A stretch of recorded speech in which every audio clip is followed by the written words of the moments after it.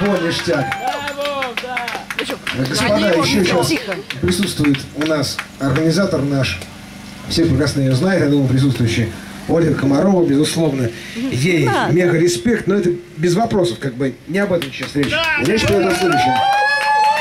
Есть еще один идейный вдохновитель сия мероприятия. Он уже далеко сейчас от Липецка.